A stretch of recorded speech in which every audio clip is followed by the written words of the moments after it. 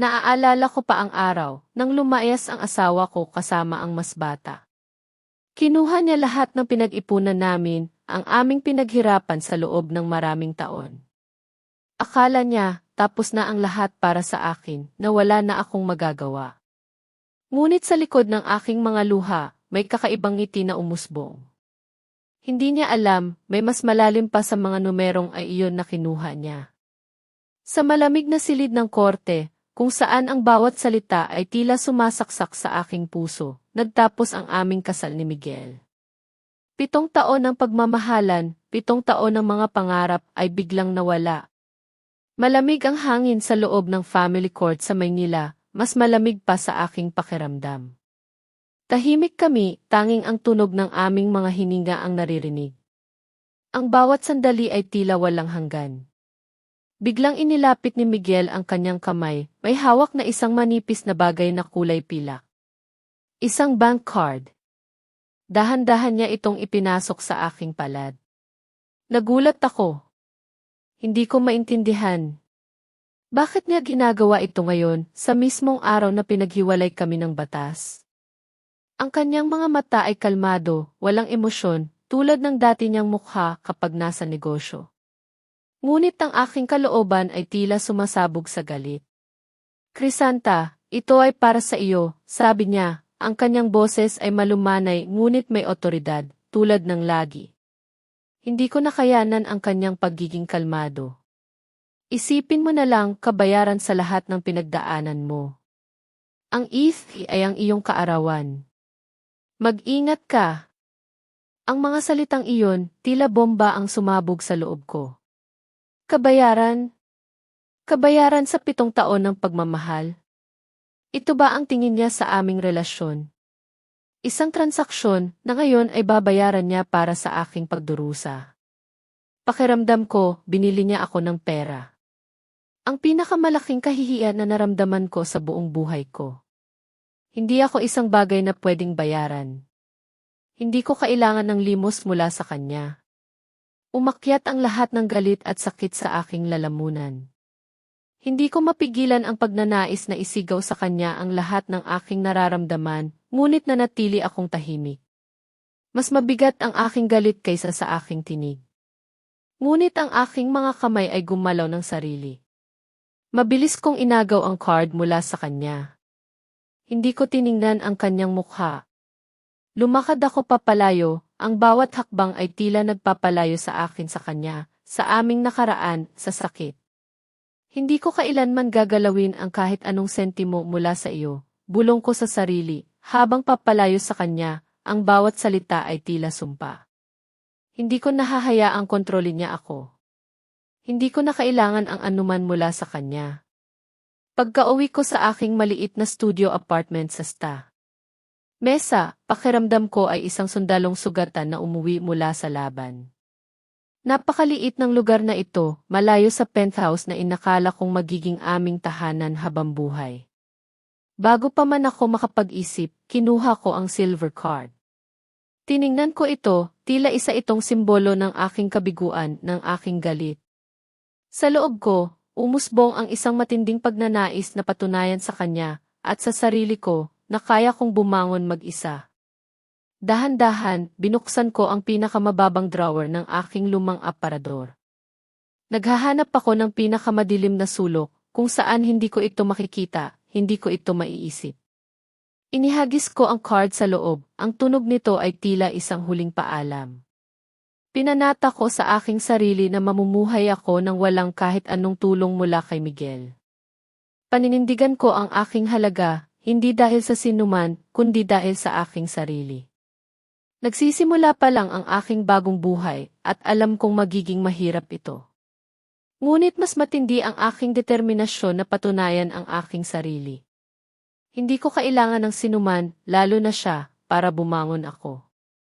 Ito ang simula ng aking paglalakbay, ang aking daan patungo sa kalayaan, kahit papuno ito ng pagsubok at pagdurusa. Ang silver card ay mananatiling nakabaon sa drawer, isang tahimik na saksi sa aking paninindigan. Matapos ang diborsyo, nagsimula ang aking bagong buhay, mag-isa, sa isang maliit na studio apartment sa Sta. Mesa. Malaki ang pagkakaiba nito sa malawak na penthouse sa Makati na dating tinirhan namin ni Miguel.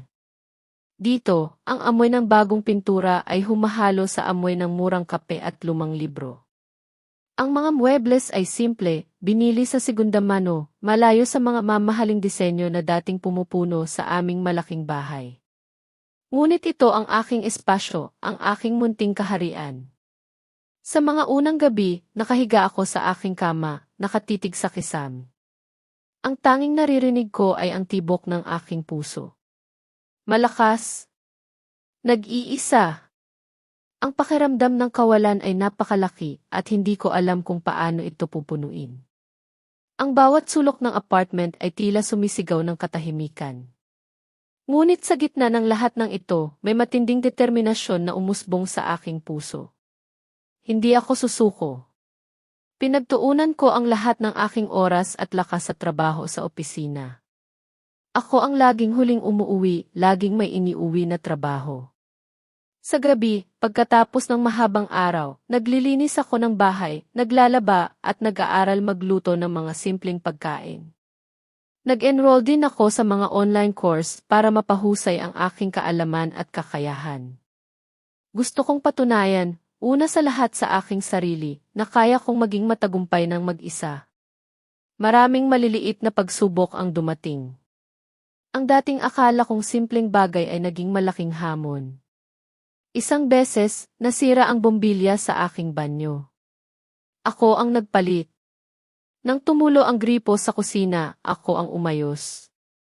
Ang pinakamahirap ay ang pagbuhat ng 8 litrong galon ng tubig paakyat sa ikatlong palapag dahil walang elevator sa aming building. Sumasakit ang aking balikat at kamay, ngunit hindi ako umiyak. Sa halip, napangiti ako ng payapa. Kaya ko pala lahat ng walang lalaki, bulong ko sa sarili. Isang maliit na tagumpay na nagpatibay sa aking puso. Tuwing weekend, sa halip na manatili sa bahay at malunod sa kalungkutan, nag-enroll ako sa klase ng yoga. Sumasakay ako ng bisikleta sa Ayala Triangle Gardens, pinagmamasdan ang mga tao, ang mga pamilyang magkasama, ang mga magkasintahan. May kirot sa aking dibdib sa tuwing nakikita ko ang mga magkasintahan na masaya. Ngunit pinipilit kong ipaalala sa sarili ko na mayroon akong sariling landas na tatahakin. Sa mga sandali ng panghihina, may isang imahe ang sumasagi sa aking isip, ang silver card na nakabaon sa pinakamababang drawer. Ito ay tila isang paalala na kailangan kong manatiling matatag, na hindi ako pwedeng bumalik sa dating buhay. Ito ang aking dignidad, ang aking paninindigan. Minsan, dumadalaw sina nanay at tatay, dala-dala ang kanilang mga alalahanin. Kitang-kita ko sa kanilang mga mata ang pag-aalala para sa akin. Ngunit lagi akong nagpapanggap na maayos ang lahat, na kaya ko ang lahat. Ayaw kong mag-alala sila, ang aking matalik na kaibigan, si Carmen, ay laging nandyan para sa akin. Sinusubukan niya akong ipakilala sa ibang lalaki, ngunit lagi ko itong tinatanggihan. Kalimutan mo na yan, Carmen. Busy ako sa paghahanap ng pera. Mga lalaki, panggulo lang, sabi ko sa kanya. Ayaw kong magulo ang aking buhay muli. Ayaw kong umasa pa sa sinuman. Sa pagtatapos ng unang taon, isang malaking balita ang dumating.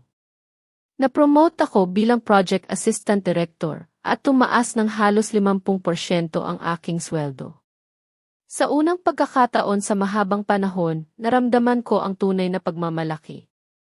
Hindi ito dahil sa nakatayo ako sa tabi ng isang tao, kundi dahil sa sarili kong pagsisikap. Ginamit ko ang aking ipon para bumili ng mas magagandang muebles para sa aking apartment. At upang mapunan ang katahimikan ng aking tahanan, nag-ampon ako ng isang kuting na pinangalanan kong Ulp. Ang munting pusa ay nagdala ng init at buhay sa aking maliit na espasyo. Pinilit kong iwasan ang anumang impormasyon tungkol kay Miguel. Para sa akin, kami ay 2 linya na nagtagpo noon, ngunit ngayon ay magpakailanman ng magkahiwalay. Ang silver card ay dahan-dahang nalimutan, natabunan ng alikabok ng panahon, isang alaala ng isang buhay na matagal nang tapos. Ang payapa at tahimik na buhay ni Crisanta ay biglang nabuwag. Isang hapon, habang abala ako sa isang mahalagang pulong, sunod-sunod na nagring ang aking telepono. Si tatay. Agad na kumabog ang aking dibdib. May hindi magandang pakiramdam. Crisanta, ang iyong nanay. Bigla siyang nawalan ng malay. Nandito kami sa emergency room ng SU Lucas Medical Center. Ang boses ni tatay ay nanginginig, puno ng takot. Ang mga salitang iyon ay tila kidlat na tumama sa akin. Nanay. Ang aking mahal na nanay. Tumayo ako mula sa aking upuan, halos masubsob. Wala akong pakialam sa pulong, sa trabaho. Kailangan kong puntahan si nanay. Tumakbo ako palabas ng opisina, sa ilalim ng malakas na ulan ng Maynila. Ang bawat patak ay tila luha ng kalungkutan. Pilit akong naghanap ng taxi, ngunit tila nawala ang lahat. Ang malaking syudad ay naging dayuhan at nakakatakot sa aking mga mata. Pagdating ko sa Lucas, nakita ko si tatay, nakaupo sa tabi ng stretcher ni nanay. Ang kanyang mukha ay putlang-putla, at ang mga luha ay patuloy na umaagos mula sa kanyang mga mata. Si nanay ay walang malay. Sinabi ng doktor na mayroon siyang malubhang pagdurugo sa utak, isang key brain hemorrhage. Kailangan niya ng agarang operasyon. Pamilya, kailangan na nating dalhin ang pasyente sa operating room. Ang estimated cost ng operasyon ay 4.2 milyong piso. Ang sabi ng doktor, ang kanyang boses ay seryoso. Ang 4.2 milyong piso ay tila isang bundok na kailangan kong akyatin. Nagmadali kaming sinuri ni tatay ang aming ipon. Mayroon akong 1.2 milyong piso mula sa aking mga pinaghirapan. Si tatay ay mayroong 360,000 piso mula sa kanyang pensyon.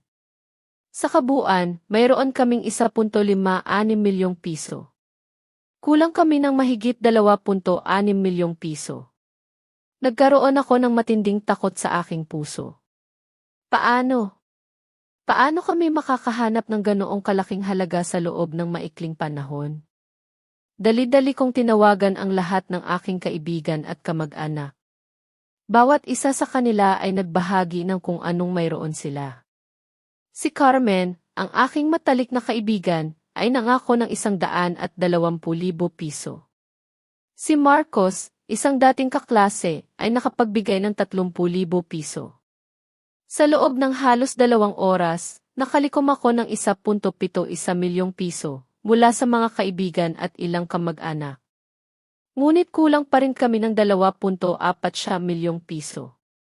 Pamilya, kailangan na nating dalhin ang pasyente sa operating room. Handa na ba kayo sa bayad? Tanong ng isang nurse, ang kanyang tinig ay maihalong pagmamadali. Ang mga salitang iyon ay tila tumusok sa aking dibdib. Nahilo ako. Pakiramdam ko ay umiikot ang aking mundo. Nagalit ako sa sarili ko. Bakit hindi ako nag-ipon ng mas marami? Bakit hindi ako naging mas handa? Ang takot na mawala si nanay ay napakalaki, mas malaki pa sa anumang takot na naramdaman ko sa aking buhay. Hindi ko kayang mawala siya. Siya ang aking pundasyon, ang aking buhay. Kayo, mga mahal kong tagapakinig, kung nasa sitwasyon kayo ni Crisanta, ano ang unang gagawin ninyo? Susuko ba kayo o hahanap ng kahit anong paraan para iligtas ang mahal sa buhay? Ibahagi ang inyong iniisip sa comment section sa ibaba, at huwag kalimutang i-like at i-subscribe para sa susunod na bahagi ng kwento. Sa gitna ng aking matinding pagkabagabag, habang ang bawat segundo ay tila 1,000 taon, biglang sumagi sa aking isipan ang imahe ng silver card. Ang card na itinapon ko sa pinakamadilim na sulok ng aking drawer. Ang card na pinanata kong hindi ko kailanman gagalawin. Napakalakas ng pagtatalo sa loob ko. Ang aking pride, ang aking pangako sa sarili na hindi ako aasa kay Miguel, ay sumasalungat sa naghihingalong buhay ni nanay. Anong mas mahalaga? Ang aking pride o ang buhay ng aking ina? Sa huli, ang pagmamahal ko kay nanay ang nanalo. Walang anumang pride ang makakapantay sa halaga ng kanyang buhay. Tumakbo ako, halos lumipad, pabalik sa aking apartment sa Sta. Mesa. Hindi ako humihinga hanggat hindi ko naabot ang aking lumang aparador. Binuksan ko ang pinakamababang drawer, ang lugar na hindi ko ginalaw sa loob ng 2 taon. Doon, sa ilalim ng isang manipis na alikabok, nakita ko ang silver card. Kinuha ko ito. Malamig ang hawak sa aking palad at mabigat sa aking puso. Naglakad ako patungo sa pinakamalapit na game machine. Nanginginig ang aking mga kamay habang ipinapasok ang card. Huminga ako ng malalim, pilit pinakalma ang sarili. Ipinasok ko ang EV. Ang kaarawan ko. Isang araw na laging naaalala ni Miguel at laging may regalo mula sa kanya noong kami pa. Ngunit sa halip na piliin ang T-withdraw, may isang pagnanais na hindi ko maipaliwanag ang nagtulak sa akin na pindutin ang T-consulta balance. Checking balance. Nag-load ang screen sa loob ng ilang segundo, ngunit pakiramdam ko ay walang hanggan. Ang numerong lumabas sa screen ay nagpatigil sa aking paghinga. Hindi ito ilang libong piso, kundi milyon-milyon. Higit sa 9 milyong piso. Kukurap-kurap ako, umatras ng isang hakbang. Baka nagkamali lang ako ng tingin. Hindi ito totoo, hindi ako naglakas loob na mag-withdraw. Sa halip, pumasok ako sa loob ng bangko, lumapit sa teller, at humingi ng bank statement ng account sa loob ng huling 2 taon. Nagulat ang teller, ngunit sinunod ang aking kahilingan, nang ibigay niya sa akin ang mga papel, mainit pa sa tinta, nanginginig ang aking mga kamay habang binubuklat ang unang pahina. Ang unang linya, deposito, 9 milyon piso, 2 araw pagkatapos ng aming diborsyo. Bumilis ang tibok ng aking puso. Nagpatuloy ako sa pagbabasa. Ang sumunod na linya, bawat buwan, sa ika-15, deposito, 150,000 piso. Konsepto, para sa iyong gastusin. Nagmadali akong binuklat ang mga pahina. Bawat buwan, pareho ang halaga. Mayroon pang mga karagdagang deposito tuwing Pasko, regalo sa Pasko. Tuwing kaarawan ko, maligayang kaarawan. At mayroon pang mga maikling mensahe, malamig. Bumili ng makapal na damit. Bigla akong napaiyak sa gitna ng mataong lobby ng bangko. Humagulhol ako. Nagkamali ako. Lubos akong nagkamali. Sa loob ng 2 taon, hinusgahan ko si Miguel. Akala ko, binili niya ako ng pera. Ngunit ang totoo, pinoprotektahan niya lang ako. Naramdaman ko ang matinding pagsisisi, ang pakiramdam na ako ay bobo, at ang pagkakasala na bumalot sa akin. Si Miguel, ang lalaking akala ko ay wala nang pakialam, ay tahimik na sumusuporta sa akin sa lahat ng oras. Sa mga labis na luha at matinding pagsisisi, dahan-dahan akong bumalik sa Lucas Medical Center.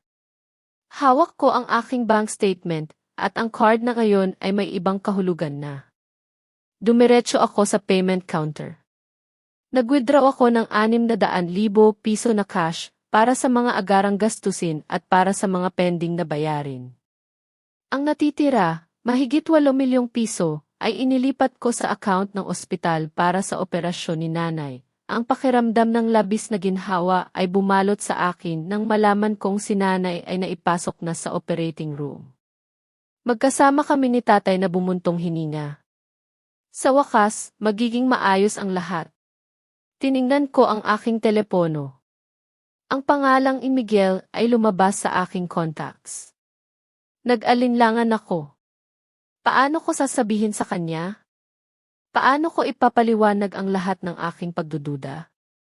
Ngunit pinilit kong maging matapang. Kailangan kong sabihin sa kanya ang totoo. Kailangan ko siyang hinga ng tawad. Pinindot ko ang kanyang pangalan. Ang bawat ring ay tila tumatagal ng napakatagal. Hello, Crisanta. Ang boses niya ay kalmado, tulad ng dati. Miguel, ang aking tinig ay nanginig. Nahihirapan akong magsalita. Ginamit ko ang card. Walang sagot. Hinintay niya lang akong magsalita. Nagkamali ako, patuloy ko, habang unti-unting umaagos ang mga luha. Nagkamali ako sa loob ng 2 taon. Akala ko binibili mo lang ako. Patawad, Miguel. Patawad sa aking pagiging walang tiwala. Tahimik si Miguel, ang kanyang boses ay bahagyang paos, ngunit walang bakas ng pagtatanggol. Patawad, Crisanta. Hindi ko alam paano sasabihin sa iyo. Natakot ako na baka tanggihan mo. Akala ko, kung padadalhan kita ng pera buwan-buwan, magkakaroon ka ng panangga kung sakaling kailanganin mo. Kinwento ko sa kanya ang tungkol sa kritikal na kondisyon ni nanay at kung paano ako napilitang gamitin ang card. Sa bawat salita ko, naramdaman ko ang bigat ng pagkakasala na nawawala. Nasaan ka ngayon? Tanong niya, walang pag-aalinlangan. Ipadala mo ang lokasyon. Pupunta ako. Biglang gumaan ang aking pakiramdam. Hindi na ako nag-iisa. Bagamat ito ay simula pa lamang, naramdaman ko ang isang bahagi ng aking puso na muling nabubuhay. Humigit kumulang 30 minuto ang lumipas. Biglang lumitaw si Miguel sa dulo ng pasilyo ng ospital. Nakaputing polo siya, bahagyang nakaluwag ang kanyang kurbata, at ang kanyang mukha ay pagod, tila galing sa isang mahalagang pulong. Mabilis niya akong nakita. Kumusta ang lahat? Tanong niya ng mahina. Kadarating lang sa operating room, sagot ko, tumango si Miguel. Walang imik siyang umupo sa tabi namin ni tatay. Ang katahimikan sa pagitan namin ay hindi na kasing lamig ng araw ng aming diborsyo. Naramdaman ko ang kanyang presensya, ang init na nagmumula sa kanya. Tumingin si tatay kay Miguel, ang kanyang mga mata ay puno ng pasasalamat. Salamat, anak. Kung hindi dahil sa iyo, yumuko si Miguel bilang pagtugon, walang imik. Sa mga sandaling iyon, naramdaman ko na, sa gitna ng lahat ng sakit at pagkalito, mayroong pag-asa. Hindi pa tapos ang aming kwento. Ito ay simula pa lamang ng isang bagong kabanata, na natili si nanay sa loob ng operating room, ang pintuan ay sarado, isang pader na naghihiwalay sa amin mula sa kanyang paghihirap at sa aming mga takot.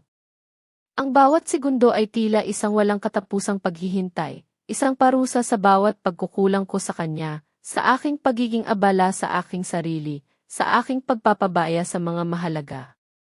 Napakahaba ng gabing iyon, at ang katahimikan sa pasilyo ng ASU Lucas Medical Center ay nakakapanindig balahibo, tila mayroong tinig na bumubulong ng aking mga pinakamalalim na takot. Ang mga pangamba na matagal ko nang itinago sa ilalim ng aking matibay na maskara. Nakaupo ako sa isang malamig na upuan, sa pagitan ni tatay at Miguel, ang lamig ng upuan ay tila tumatagos sa aking kalamnan. Ang aking isip ay gulong-gulo, ang aking katawan ay nanlalambot sa pagod. Ngunit hindi ako makatulog. Takot akong ipikit ang aking mga mata at hayaan ang dilim na lamunin ako. Takot akong makaligtaan ang anumang balita, anumang pagbabago sa kapalaran ng aking ina, ang ilaw ng aming tahanan, ang aking gabay sa buhay. Ang bawat ingay, ang bawat yabag ng sapatos ng nurse na naglalakad sa dulo ng pasilyo, ang bawat kalansing ng gamit sa ospital, ang bawat sipol ng kape mula sa vending machine, ay nagpapalundag sa aking puso. Pikit mata ako, pilit na inaalala ang bawat sandali ng aking buhay kasama si nanay. Ang kanyang ngiti na laging nagpapagaan sa aking kalooban, ang kanyang mga payo na gabay ko sa bawat desisyon, ang kanyang pagmamahal na walang hanggan at walang kondisyon, isang pagmamahal na akala ko ay laging nandyan. Kung sakaling mawala siya, paano ako? Paano kami ni tatay na ngayon ay tila napakahina sa aming harapan, ang kanyang mga mata ay puno ng walang imik na panalangin. Ang tanong na iyon ay tila isang matalim na kutsilyo na humihiwa sa aking kalooban, nag-iiwan ng sariwang sugat, isang sugat na mas masakit pa sa sugat ng diborsyo. Ang sakit ay pisikal, ang pag-aalala ay nagpapamanhid sa aking buong sistema, at ang pakiramdam ng kawalan ng kapangyarihan ay lumalamon sa akin. Wala akong magawa kundi maghintay, manalangin at obserbahan, ang tatlong bagay na tila pinakamahirap gawin sa panahong ito. Tahimik na nakaupo si Miguel sa tabi ko, ang kanyang presensya ay malakas ngunit hindi mapilit, hindi mapanghimasok. Hindi siya nagsasalita, hindi siya nagtatanong ng mga bagay na makapagpapabigat pa sa aking kalooban. Tanging ang tunog ng kanyang paghinga ang naririnig ko, kasama ng aking sarili, isang ritmo na nagbibigay ng kakaibang kapanatagan sa gitna ng kaguluhan, isang paalala na may kasama ako sa paghihintay. Bigla siyang tumayo. Automatikong nag-angat ang aking tingin, may bahagyang kaba. Akala ko, aalis na siya, na hindi niya kayang manatili sa gitna ng aming pagdurusa, na mas gusto niyang umiwas, tulad ng dati niyang ginagawa kapag may problema. Ngunit bumalik siya, may daladalang 2 baso ng mainit na kape mula sa vending machine. Ang amoy ng kape ay bahagyang nagpakalma sa aking nerbiyos, isang pamilyar na amoy na nagpapaalala sa mga umagang magkasama pa kami, sa mga umagang puno pa ng pag-asa. Dahan-dahan niyang inilapag ang isa sa harap ko. Ang init ng baso ay bahagyang nagpatahan sa aking nanginginig na kamay, isang maliit na galaw na nagdala ng malaking epekto. Ang kanyang kamay, na minsan nang nagbigay sa akin ng singsing, ay ngayon ay nag-aalay ng kape, isang simpleng galaw na puno ng pag-aalala, ng isang tahimik na suporta. Uminom ka. Mahaba pa ang gabi, sabi niya, ang kanyang boses ay malumanay, puno ng pag-aalala na hindi niya maipahayag ng buo, tila nag-iingat sa bawat salitang bibitawan niya sa akin. Tiningnan ko siya, ang kanyang mukha ay pagod din, ang kanyang mga mata ay mapupula, may bahid ng sakit na hindi ko maintindihan, isang sakit na tila tinatago niya rin. Sa unang pagkakataon sa loob ng 2 taon, sa gitna ng matinding pag-aalala, sinabi ko ang isang salita na matagal nang nawala sa aming ugnayan, isang salitang tila nahihirapan akong bigkasin dahil sa pride at sa lahat ng mga sama ng loob. Salamat, bulong ko, ang aking tinig ay bahagyang basag, halos hindi naririnig. Hindi ko inasahan ang init na dumaloy sa akin, isang munting lunas sa aking ginaw, isang pahiwatig na mayroon pa ring kabutihan sa mundo, na mayroon pa ring lugar para sa pagpapatawad. Ang bawat himaymay ng aking katawan ay nagprotesta sa pagod, ngunit ang aking isip ay alerto pa rin, pilit na kumakapit sa anumang tanda ng pag-asa, sa anumang balita na magmumula sa operating room. Naramdaman ko ang pagod sa aking mga mata, ang bigat ng ulo ko na tila pinapasan ang lahat ng problema sa mundo, ang bigat ng aking mga desisyon. Sinubukan kong pigilan ang aking sarili na sumandal, na ipakita ang aking kahinaan, ngunit naramdaman kong bahagya akong sumandal sa kanyang balikat nang mag-alok siya. Isang tahimik na tanong sa kanyang tingin na parang nagtatanong kung ayos lang ba ako. Ang kanyang balikat ay matatag pa rin, tulad ng dati, tulad ng sandalan ko noong mga panahong magkasama pa kami, bago pa man magsimula ang aming pagdududa, ang aming paglayo. Ang pamilyar na amoy niya, ang amoy ng kape at bahagyang pait ng pabango na laging dala-dala niya, ay nagparamdam sa akin ng isang kislap ng nakaraan, isang nakaraang matagal ko nang inakalang patay at nakabaon na sa limot. Sa sandaling iyon, pinayagan ko ang aking sarili na maging mahina, kahit sandali lamang, isang luho na matagal ko nang ipinagkait sa aking sarili sa aking paghahanap ng kalayaan. Hinayaan ko ang kanyang presensya na magbigay sa akin ng kahit kaunting kapanatagan, isang pahinga mula sa labis na pasanin, isang pagkakataon na huminga ng malalim at pakiramdam na may kasama ako sa laban, sa gitna ng aming paghihintay. Habang naglalakad ang mga nurse at doktor sa pasilyo, ang bawat tunog ay tila lumalakas sa aking pandinig, nagkaroon kami ng unang pag-uusap, isang pag-uusap na puno ng pag-aalangan, ng mga salitang matagal nang hindi nabibigkas, na tila naghahanap ng daan. Palabas. Pinilit kong maging malakas, ngunit ang aking boses ay bahagyang nanginginig, hindi sigurado, tila mayroong takot na magkamali muli na maulit ang nakaraan. Kumusta ka nitong 2 taon? Mahina kong tanong, ang tanong na matagal nang gumugulo sa aking isip, ang kuryosidad na matagal nang ipinagkait ko sa aking sarili sa ngalan ng aking pride. Hindi siya nag-isip ng matagal, ang kanyang tugon ay direkta, ngunit puno ng kalungkutan, tila nagtatago ng higit pa sa kanyang mga salita. Ayon, trabaho. Ang bahay ay mas tahimik. Mas malaki ang espasyo, mas malaki ang katahimikan, simple niyang sagot, walang bakas ng pagreklamo, tanging pagod lamang ang naririnig ko sa kanyang boses. Isang pagod na ngayon ko lang nakita sa kanya. Naramdaman ko ang lungkot sa kanyang tinig, isang lungkot na tila matagal nang nakabaon sa kanyang kalooban, na ngayon lang niya na ibahagi sa akin. Ito ba ang Miguel na matagal kong kinalaban? Ang Miguel na akala ko ay masaya na sa kanyang buhay nang wala ako. Ang katahimikan na binanggit niya ay tila sumasalamin sa aking sariling katahimikan, ang katahimikan na pinili naming dalawa. Nagkaroon ako ng lakas ng loob na itanong ang tanong na matagal nang gumugulo sa aking isip, ang pinakapuso ng aking sakit, ang ugat ng aming paghihiwalay. Nagsisi ka ba sa paghihiwalay natin? Ang mga salitang iyon ay lumabas sa aking labi nang hindi ko inaasahan, ngunit ito ang nais kong marinig, ang kailangan kong marinig upang makapagpatuloy, upang makahanap ng kapayapaan. Humarap siya sa akin. Ang kanyang mga mata ay pagod ngunit tapat. Ang bawat titig ay tila naghahanap ng pag-unawa, ng kapatawaran sa mga hindi nasabi at sa mga pagkakamali. Nagsisisi ako na hindi ko alam paano ka panatilihin. Hindi dahil sa diborsyo, kundi dahil hindi ako naging sapat bago pa man mangyari iyon, sagot niya. Ang bawat salita ay tila may bigat, isang pag-amin na mas matindi pa sa anumang galit, isang pagpapakumbaba na hindi ko inasahan mula sa kanya. Ang kanyang sinseridad ay tumagos sa akin, isang pakiramdam na matagal nang hindi ko naramdaman mula sa kanya, isang pakiramdam na nagpababa sa aking mga depensa at nagbukas ng isang maliit na bintana sa aking puso. Sa mga salitang iyon, naramdaman ko ang isang bahagi ng aking puso na unti-unting lumambot. Ang aking galit, ang aking pride, ay unti-unting nawawala, tila iyelo na natutunaw sa ilalim ng araw, nag-iiwan ng basa at malambot na pakiramdam ng pag-unawa. Ngayon, ako naman ang nagsalita, ang pag-amin ay bahagyang mahirap, ngunit kailangan para sa aming pagpapagaling, para sa akin. Nagkamali din ako. Hindi ko sinabi sa iyo kung ano ang kailangan ko.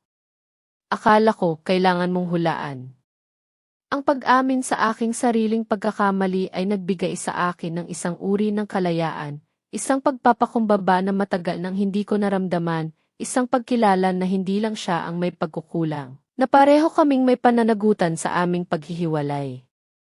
Ang aming katahimikan noon ay naging sandalan ng aming paghihiwalay, at ngayon, ang aming mga salita ay nagsisimulang gumawa ng tulay, dahan-dahan, ngunit matibay. Si tatay, natahimik na nakaupo sa tapat namin, ang kanyang mga mata ay nakatitig sa kawalan, tila naglalayag sa sarili niyang mundo ng pag-aalala, para sa kanyang asawa, ay lumingon kay Miguel. Sa kanyang mga mata, kitang-kita ang malalim na pasasalamat, ang pasasalamat ng isang ama sa isang lalaking tumulong sa kanyang anak nang walang anumang hinihinging kapalit, isang pasasalamat na walang salita ngunit malinaw. Salamat, anak. Kung hindi dahil sa iyo. Mahina niyang sabi, hindi natapos ang kanyang pangungusap, ngunit ang kahulugan ay malinaw sa aming lahat. Ang kanyang mga salita ay nagsisilbing kumpirmasyon sa kabutihan ni Miguel, isang patunay na hindi ako nag-iisa sa pagtingin sa kanyang pagbabago, na ang kanyang mga kilos ay hindi lamang para sa akin. Yumuko lamang si Miguel bilang pagtugon, isang tahimik na pagtanggap sa pasasalamat ni tatay, isang senyales ng paggalang at pagpapakumbaba na tila bago sa kanya. Ang gabi ay patuloy na lumalalim at ang bawat isa sa amin ay nakaupo sa aming sariling mundo ng pag-iisip. Ngunit sa unang pagkakataon sa loob ng 2 taon, hindi na kami magkahiwalay. Ang pag-uusap na iyon, ang maliit na pag-amin ng mga pagkakamali, ay tila isang munting hakbang, isang babasaging tulay, patungo sa isang posibleng pag-unawa, isang pag-unawa na matagal nang nawala sa amin. Sa gitna ng dilim at pag-aalala, mayroong isang munting liwanag ng pag-asa na umusbong sa aming mga puso, isang pag-asa na ang kinabukasan ay hindi kailangang maging kasing lamig ng nakaraan. Ang gabi ay mahaba pa, ngunit ang pag-asa ay nagsisimula pa lamang, dahan-dahan, tahimik, ngunit malalim at ngayon ay may kaunting init. Pagkatapos ng mahabang gabi ng paghihintay, ng mga panalangin na halos walang tinig, at ng pag-aalala na bumabalot sa bawat himaymay ng aking pagkatao, dumating ang liwanag ng umaga. Ang sikat ng araw ay dahan-dahang sumilip sa bintana ng ospital, nagbibigay ng pag-asa na ang bawat dilim ay may katapusan, na ang bawat pagsubok ay may kaganapan, isang bagong simula. Ang mga sinag ng araw ay tila mga gintong kamay na humaplos sa aking pagod na mukha, nagbibigay ng kakaibang init sa aking malamig na kalooban. Ang bawat ingay ng ospital na dati ay tila nakakabingi, ngayon ay tila musika na nagpapahiwatig ng buhay, ng pagpapatuloy. Lumabas ang doktor mula sa operating room. Ang kanyang mukha ay seryoso, ngunit may bahid ng ngiti, isang ngiti na halos hindi ko makita sa labis na takot at kaba. Ang aming mga puso, ang akin, ni Tatay, at ni Miguel, ay sabay-sabay na kumabog, hinihintay ang kanyang bawat salita, ang bawat tunog na lalabas sa kanyang bibig. Ang paghinga ko ay tila huminto. Successful po ang operasyon, sabi ng doktor, ang kanyang boses ay kalmado, malinaw, nagdadala ng pinakamagandang balita na maaari naming marinig sa aming buhay. Naalis na ang clot at nalampasan na ng inyong nanay ang critical na yugto. Isang malaking hininga ng ginhawa ang sabay-sabay naming pinakawalan. Pakiramdam ko ay nawala ang lahat ng bigat sa aking balikat, ang lahat ng pasanit na matagal nang pumipigas sa aking dibdib ay biglang lumipad sa hangin.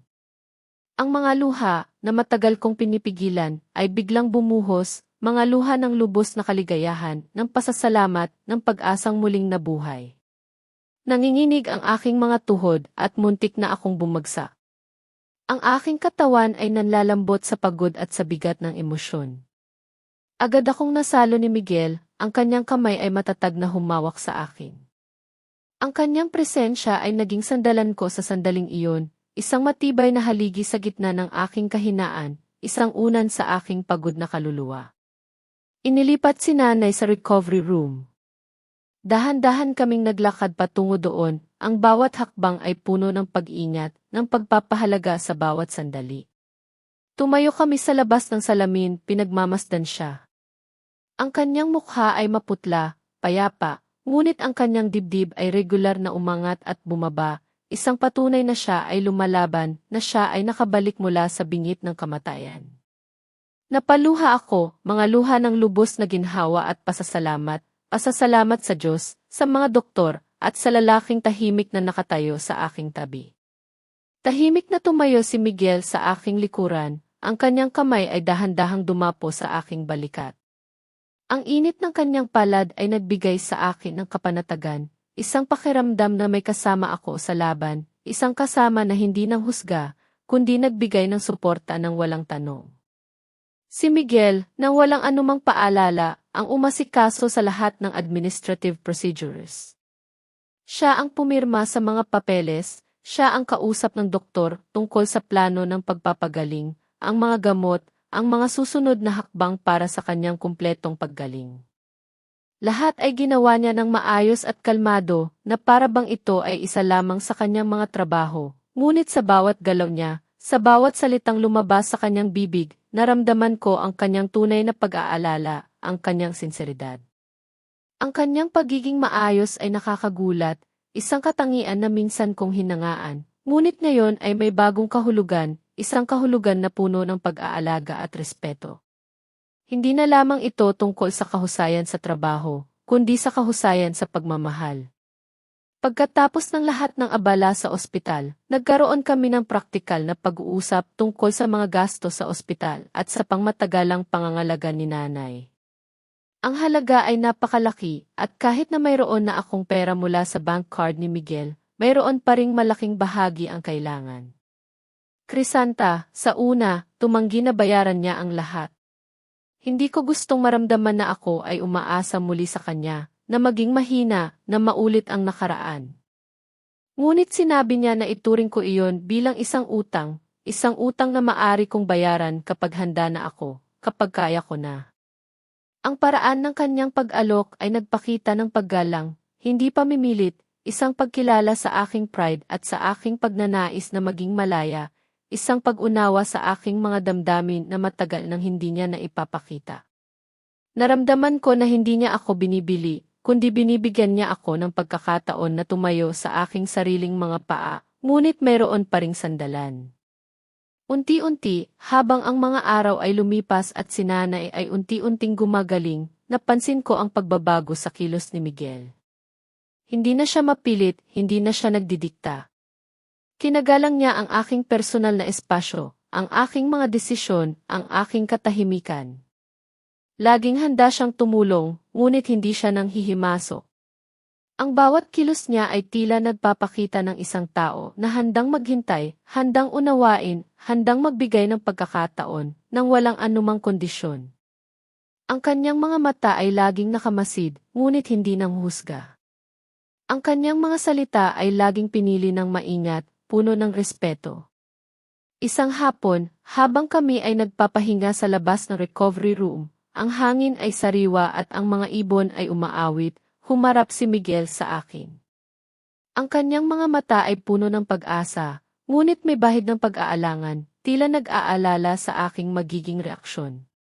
Crisanta, kung lilipas ang lahat ng ito, bibigyan mo ba ako ng pagkakataong makasama ka? Hindi bilang iyong dating asawa, kundi bilang isang taong gustong muling makilala ka mula sa simula. Nagulat ako. Hindi ko inaasahan ang ganoong tanong, hindi sa sandaling iyon. Ang aking puso ay nahati sa pagitan ng nakaraan at ng posibleng kinabukasan, sa pagitan ng aking mga sugat at ng munting pag-asa na ngayon ay umuusbong. Nag-alinlangan ako, ang aking isip ay naglalakbay sa lahat ng sakit na aking pinagdaanan, sa lahat ng dahilan kung bakit kami naghiwalay. Ngunit hindi ako ganap na tumanggi. Hindi ko alam kung handa na akong magsimulang muli. Kailangan ko ng oras, sagot ko, pilit na pinapanatili ang pagiging totoo sa aking nararamdaman. Naiintindihan niya.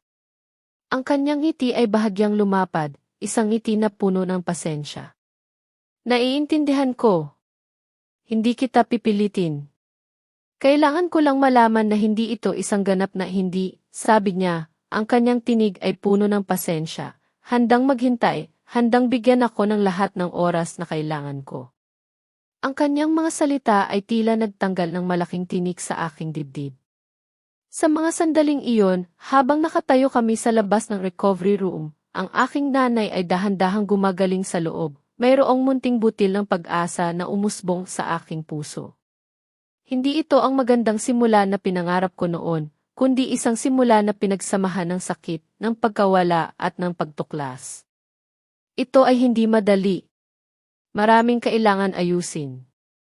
Ngunit ang kanyang pag-unawa, ang kanyang pagiging handa na maghintay, ay nagbigay sa akin ng lakas, ng isang pakiramdam na may posibleng daan pa, isang daan na ngayon ay handa kong tuklasin, ng dahan-dahan, ng buong pag-iingat. Ngunit may pag-asa.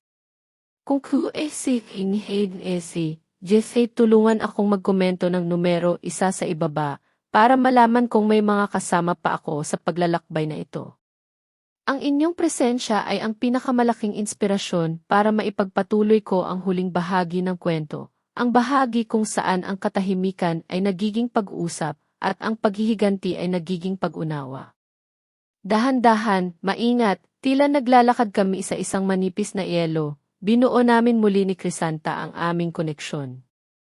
Hindi kami nagmadali ni isa sa amin, sa takot na baka masira ang babasaging tiwala na ngayon ay unti-unting lumalago sa pagitan namin.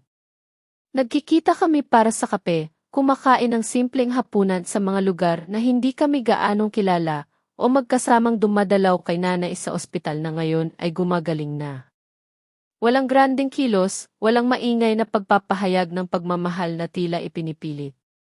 Puro lamang pagiging maingat, paggalang sa espasyo ng isa't isa, at mga tahimik na sandali na puno ng pagmamasid, ng pag-aaral muli sa bawat isa, tila mga estranghero na nag-aaral muli sa kanilang dating pamilyar na mundo.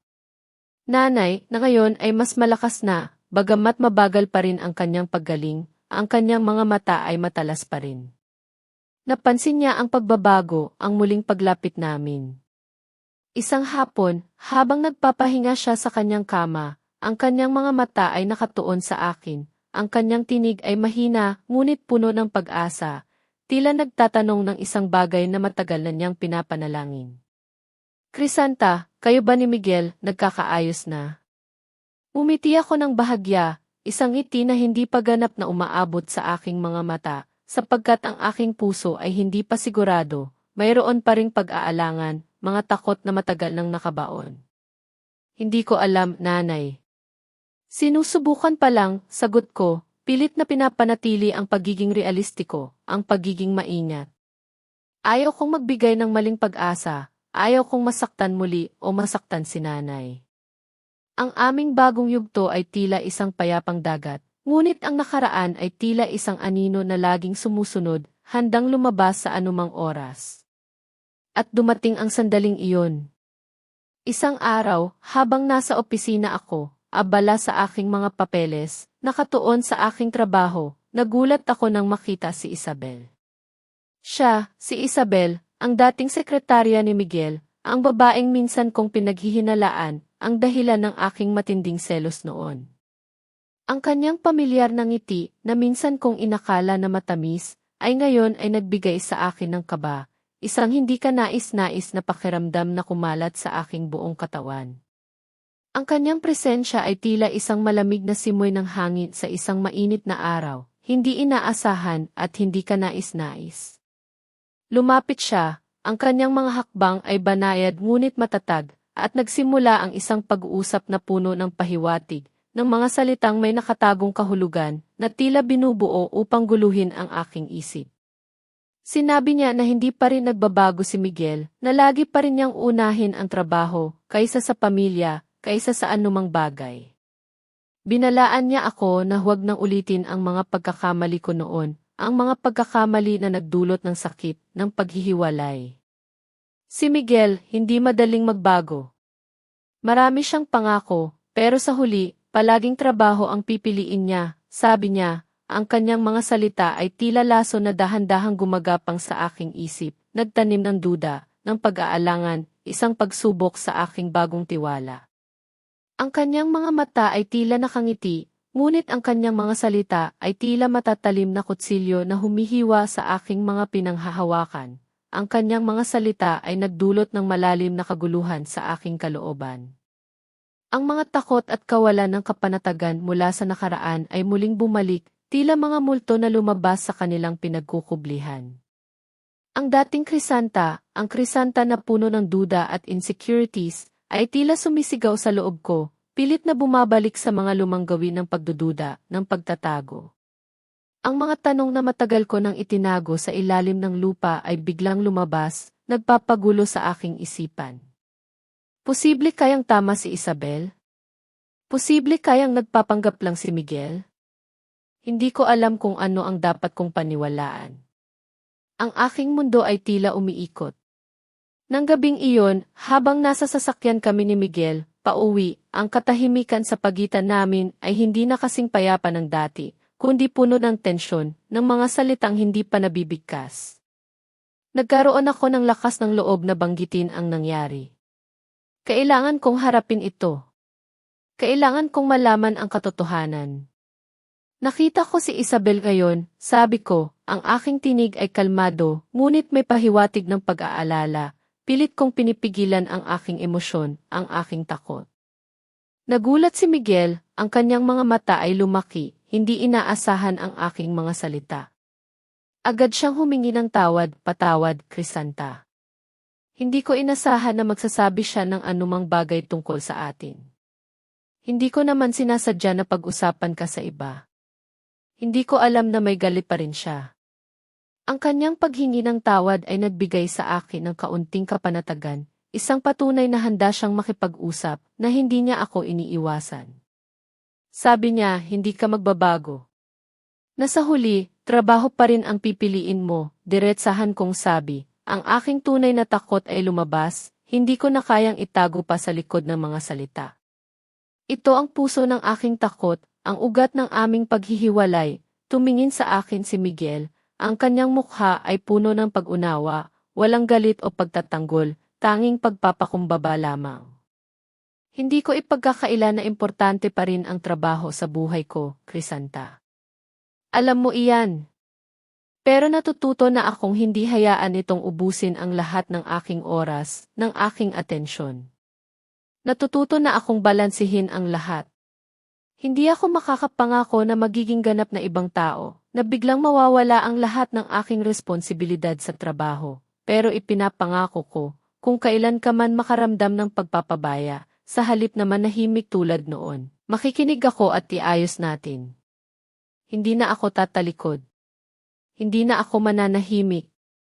Ang kanyang mga salita ay nagbigay sa akin ng kaunting kapanatagan, isang pag-asa na totoo ang kanyang pagbabago. Ngunit kailangan ko pa rin ng oras upang iproseso ang lahat. Kailangan kong iproseso ang kanyang mga salita, at ang mga salita ni Isabel, at ang aking sariling mga takot. Kailangan kong mag-isip ng malalim. At nirespeto niya iyon. Hindi niya ako pinilit, hindi niya ako kinumbinsi. Tanging ang kanyang pag-unawa lamang ang kanyang inialay. Nang gabing iyon, matapos akong ihatid sa aking apartment, nakatanggap ako ng mensahe mula kay Miguel. Isang simpleng text message, ngunit puno ng kahulugan. Patawad kung nakaramdam ka ng hindi komportable ngayon. Kung kailangan mo ng espasyo, lalayo ako. Maghihintay ako. Mabilis akong nag-reply, ang aking mga daliri ay tila may sariling buhay. Hindi ko na kinailangan pang pag-isipan ang aking isusulat. Kailangan ko ng kaunting oras. Pero huwag kang mawawala. Kailangan ko pa ring maramdaman na nandyan ka. Halos agad-agad siyang sumagot, ang kanyang reply ay tila nagbigay ng init sa aking malamig na gabi. Hindi ako mawawala. Nandito lang ako. Hihintayin kita, Crisanta. Sa mga sandaling iyon, naramdaman ko na kahit na mayroong mga anino ng nakaraan na patuloy na sumusunod, mayroon ding liwanag ng pag-asa na nagsisimulang sumikat. Ang kanyang mga salita ay tila isang balabal na nagbigay sa akin ng init sa gitna ng aking kaguluhan, isang pangako na hindi ako mag-iisa sa pagharap sa aking mga takot. Ang pagsubok na ito ay mahirap, ngunit may kasama ako. Sa mga sumunod na araw, pinili kong bigyan ang sarili ko ng espasyo. Pinanatili ko ang distansya kay Miguel, hindi dahil sa galit, kundi upang pagalingin ang aking sarili at magnilay. Kailangan kong suriin ang aking mga takot, ang aking mga damdamin, ang aking mga motibo, ang lahat ng bumabagabag sa aking isipan. Tila nililinis ko ang aking sariling hardin, inaalis ang mga damo, at hinahayaan ang mga bagong usbong na lumaki. Si nanay ay dahan-dahang gumagaling, ang kanyang paggaling ay tila isang milagro, isang patunay ng kanyang katatagan at ng kapangyarihan ng panalangin. Mayroon siyang maliliit na pagsubok sa kanyang therapy, ngunit ang kanyang katatagan ay nagbigay sa akin ng inspirasyon, isang paalala sa akin ng lakas ng isang ina, ng lakas ng isang tao na lumalaban. Sa bawat pagsubok na kanyang nalalampasan, lalo akong nagkaroon ng pagpapahalaga sa buhay, sa bawat sandali, sa bawat relasyon, sa bawat pagkakataon. Isang tahimik na gabi sa ospital, habang pinagmamasdan ko si nanay na natutulog ng payapa, ang kanyang paghinga ay regular, tiningnan ko ang mga lumang larawan namin ni Miguel sa aking telepono. Ang mga larawan na minsan kong inakalang itatapon ko. Sumagi sa aking isip kung saan kami nagkamali. Hindi sa kawalan ng pagmamahal, kundi sa kawalan ng komunikasyon. Hindi namin alam kung paano ipahayag ang aming mga pangangailangan, ang aming mga damdamin, at naghintay kami sa isa't isa na hulaan, na basahin ang isip, na bigyang interpret ang mga kilos. Ito ang aming malaking pagkakamali. Nang gabing iyon, habang nag-iisip ako, tinawagan ako ni Carmen. Ang kanyang boses ay puno ng pag-aalala. Crisanta, kanino ka ba natatakot? Sa Miguel ba ngayon o sa alaala ng Miguel noon? Ang Miguel ba na nagpapakita ng pagbabago o ang Miguel na nanahimik at nawala?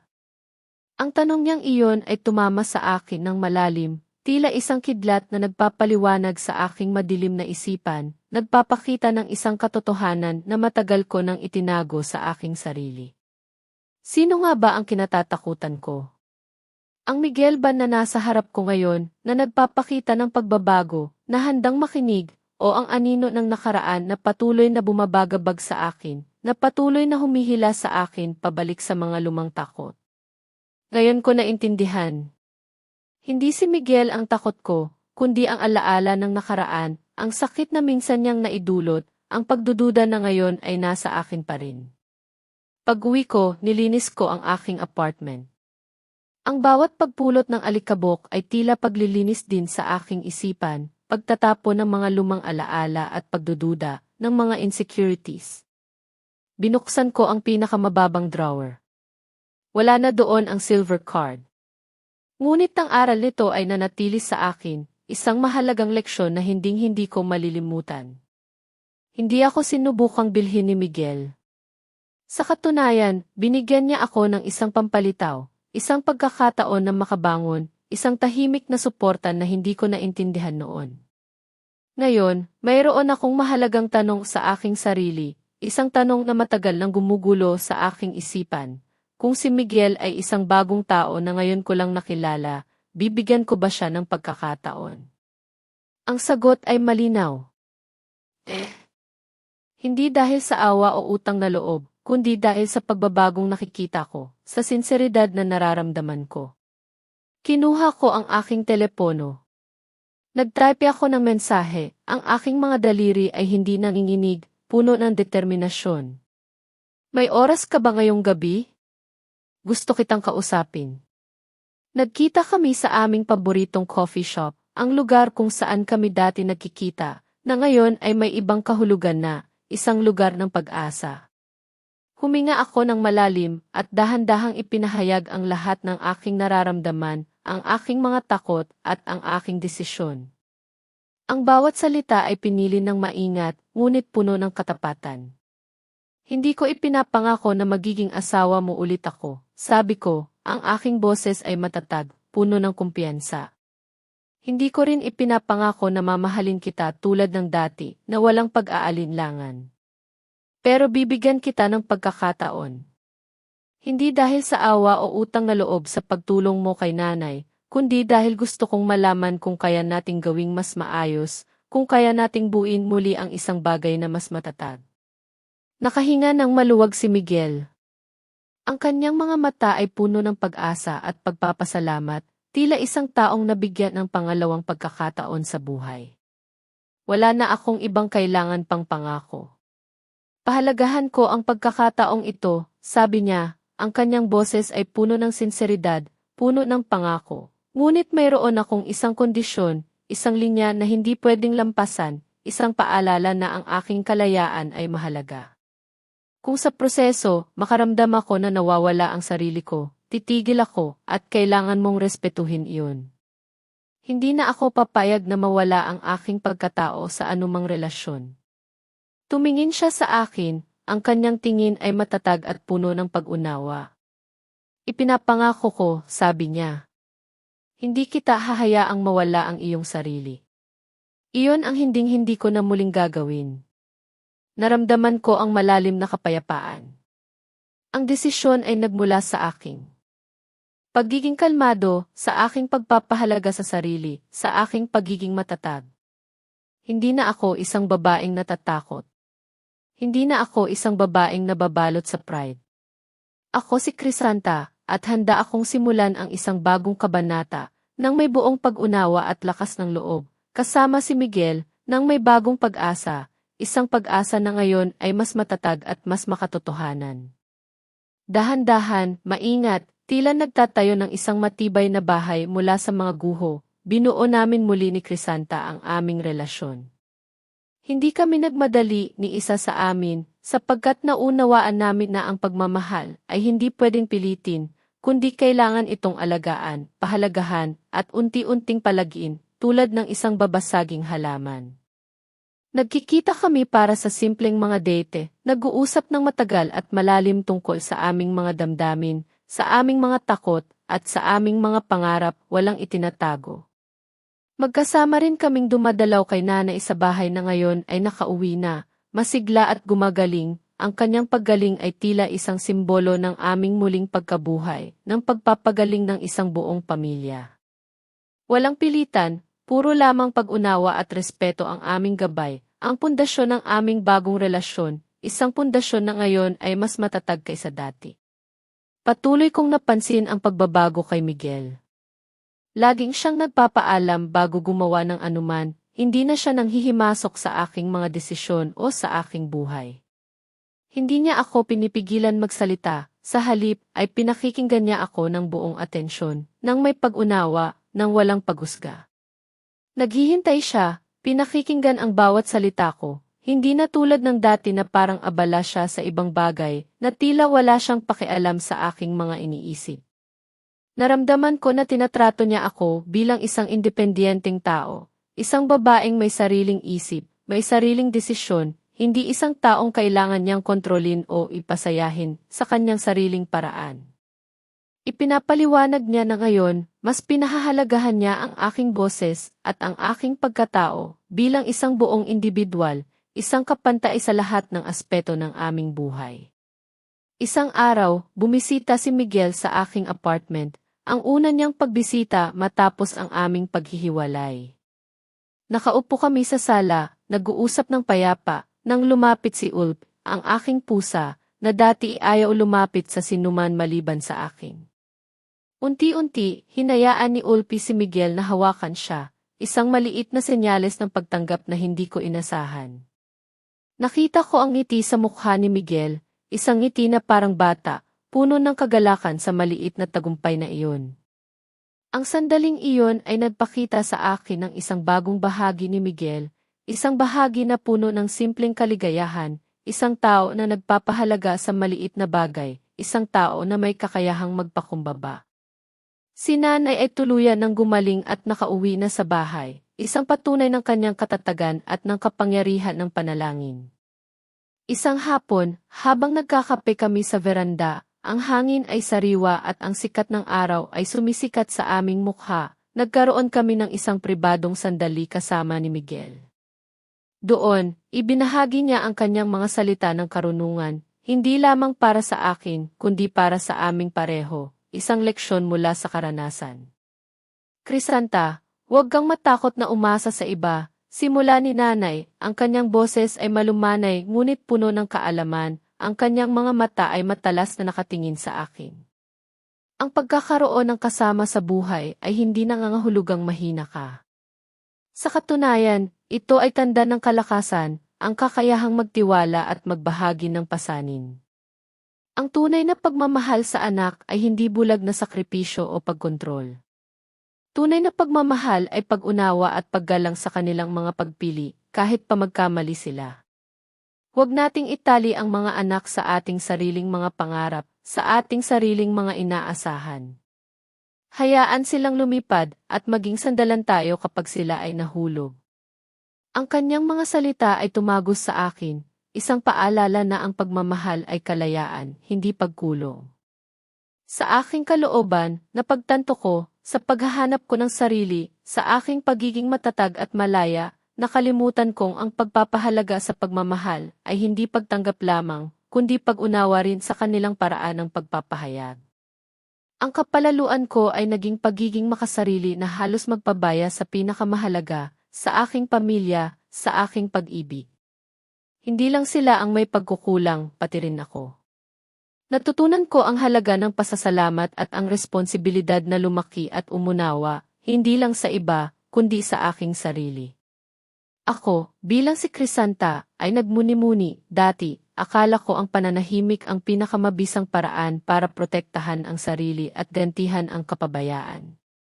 Ngunit ang totoo, pinapalalim lang ng pananahimik ang hindi pagkakaintindihan, pinapalaki ang agwat sa pagitan ng mga puso. Ang kabutihan ni Miguel, kahit ipinahayag sa pamamagitan ng pera at katahimikan, ay maihalaga lamang kung maglakas loob akong tanggapin at harapin ito. Ang tunay na paghihiganti ay hindi pananakit, kundi ang pamumuhay ng may dignidad at paggising sa konsensya ng iba sa pamamagitan ng katotohanan. Ang pagpapatawad ay hindi para sa kanila, kundi para sa aking kapayapaan. Si Miguel naman, nagbahagi rin ng kanyang kaisipan. Ang kanyang boses ay puno ng pagsisisi, ngunit may pag-asa, at ako, ginamit ko ang pera sa halip ng mga salita, sa pag-aakalang sapat na iyon upang maipahayag ang aking pagmamahal at pag-aalala. Nagkamali ako. Ang katarungan ay hindi bayad pinsala, kundi ang pakikinig at pagrespeto sa isa't isa, ang kakayahang unawain ang kanilang mga pangangailangan, ang kanilang mga damdamin. Kung minsan, ang moral na paggising ay nagmumula sa pagharap sa bunga ng sariling katahimikan, sa pagtingin sa sakit na idinulot ng ating kawalan ng komunikasyon. Isang taon matapos ang pagka-stroke ni nanay, kami ni Crisanta ay magkasamang nakatayo sa balkonahe ng kanyang bahay. Magkahawak kamay, pinagmamasdan ang naglalakihang mga ilaw ng syudad ng Maynila sa di kalayuan. Ang bawat ilaw ay tila isang pangarap. Ang hangin ay sariwa, at ang katahimikan ay puno ng kapayapaan. Sabi ni Miguel, ang kanyang boses ay malumanay ngunit puno ng sinseridad. Ang kanyang tingin ay nakatuon sa akin. Crisanta, hindi ko alam kung ano ang mangyayari sa hinaharap, kung ano ang dala ng bawat bukas, pero kung kaya kong lakarin ito kasama ka, handa akong maglakad ng dahan-dahan kung gaano man katagal, basta't kasama kita. Si Crisanta, mahigpit na humawak sa kanyang kamay. Ang kanyang ngiti ay malapad at ang kanyang mga mata ay puno ng pag-asa. Hindi kita hihilingin na bilisan, Miguel. Hiling ko lang, lakarin mo ito kasama ako at huwag mo akong iiwanan sa likod. Hindi na ako manghula at hindi na ako mananahimik. Sabihin mo ang lahat ng iyong iniisip at gagawin ko rin ang ganoon. Ang aming paglalakbay ay hindi madali, ngunit sa wakas, natagpuan namin ang isang pag-ibig na mas matatag, mas tapat, at puno ng tunay na pag-unawa. Hindi ito ang pag-ibig na walang bahid ng problema, kundi isang pag-ibig na lumago mula sa mga sugat ng nakaraan, na ngayon ay handa nang harapin ang kinabukasan ng magkasama, ng may buong paggalang at pagmamahal. Ito ang aming tunay na pananagumpay, ang kapayapaan ng pag-ibig na natagpuan sa gitna ng pagsubok, isang pag-ibig na muling binuo ng katotohanan at komunikasyon. Dito nagtatapos ang kwento ni Crisanta at Miguel. Ano sa tingin ninyo ang naging desisyon ni Crisanta? Kung kayo ang nasa kanyang posisyon, may iba pa ba kayong gagawin? Ibahagi ang inyong iniisip sa comment section sa ibaba. Alam ninyo, lagi kong binabasa ang bawat komento ninyo, at pinahahalagahan ko ang bawat salita. Kung ang kwentong ito ay nagpaliwanag sa inyong isip o nagpadama ng malalim na emosyon, huwag kalimutang mag-iwan ng like. Ibahagi sa isang tao na sa tingin ninyo ay madarama rin ang kwentong ito at mag-subscribe sa channel na Luha at Katahimikan para hindi ninyo mapalampas ang mga susunod na kwento. Magkita-kita tayo sa susunod na kwento at sino ang nakakaalam, sa susunod na pagkakataon, baka ikaw na mismo ang bida ng isa pang kwento ng buhay, ng pag-ibig at ng pagbabago. Ang layunin ng video na ito ay pagsamahin ang edukasyon at aliwan. Sa pamamagitan ng nilalamang ito, hangad naming maiparating sa mga manonood ang mahahalagang aral sa buhay at mga pagninilay. Ang mga pangalan ng tauhan, tagpo, at lugar ay binago batay sa mga totoong kwento at nakalap na impormasyon upang maprotektahan ang pribasiya at pagkakakilanlan ng mga individual at organisasyon. Inirerekomenda ang pag-iingat bago panoorin o pakinggan ang video.